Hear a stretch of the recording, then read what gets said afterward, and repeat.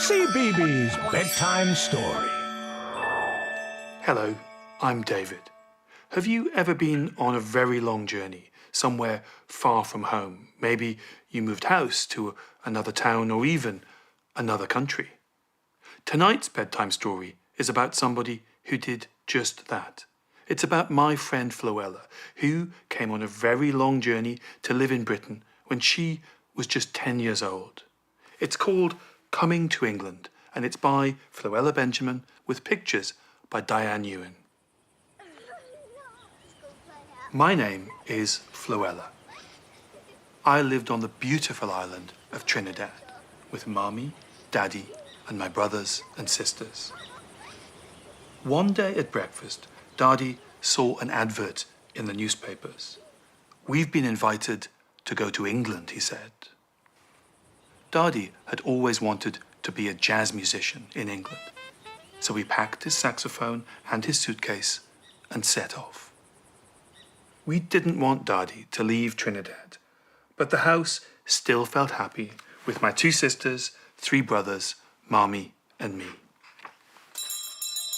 Every day at school, before lessons started, all the children sang "God Save the Queen." We learnt that Trinidad was part of the British Empire. We learnt about England, far away on the other side of the world. We imagined Daddy there, playing his saxophone, wearing a coat to keep warm. I dreamt of meeting the Queen. Each day we went to the market to buy mangoes, breadfruit, and sweet potatoes. The months went past. In the hot season, we had to move very slowly. Then, when the wet season came, we would dance outside under the huge warm raindrops.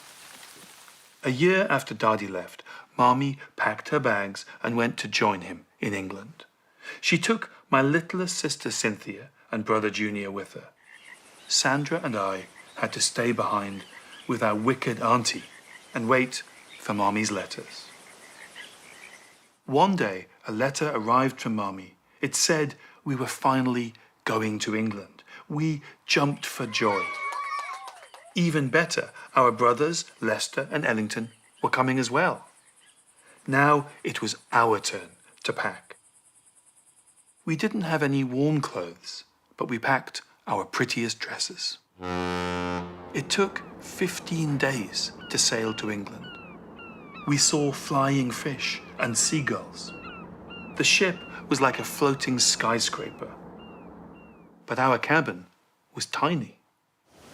We got into all sorts of mischief on the boat, with no parents around. We even helped in the kitchen. The closer we got to England, the colder it became. We thought about our lessons on British history at school. What would England be like? "It will be a giant iceberg," said Lester. "Don't be silly," said Sandra. "It won't be that cold." On the day we arrived in Southampton, we did agree on one thing.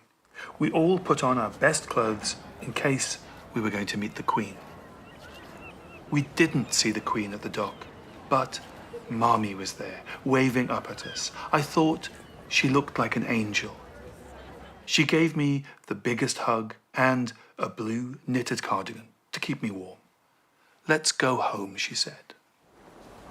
We found ourselves in a land of fast underground trains and moving staircases.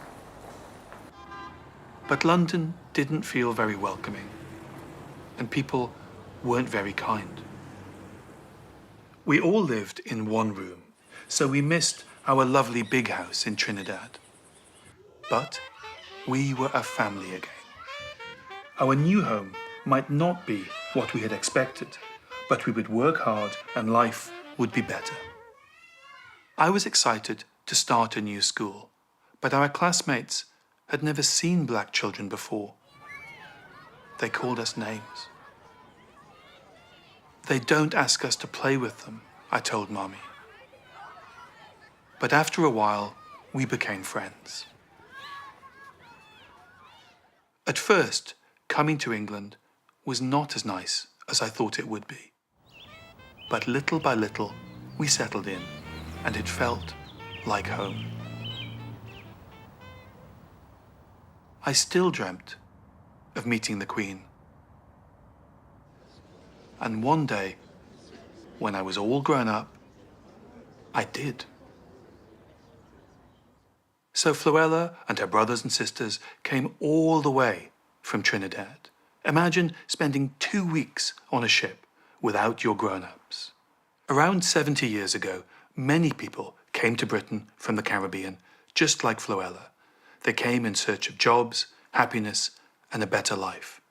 But it wasn't easy for many black people in Britain, a new country where people weren't always kind. But, as Floella says, little by little, it began to feel like home. Now it's time for you to go on your own journey, a journey to the ocean of dreams. Sleep well, little ones.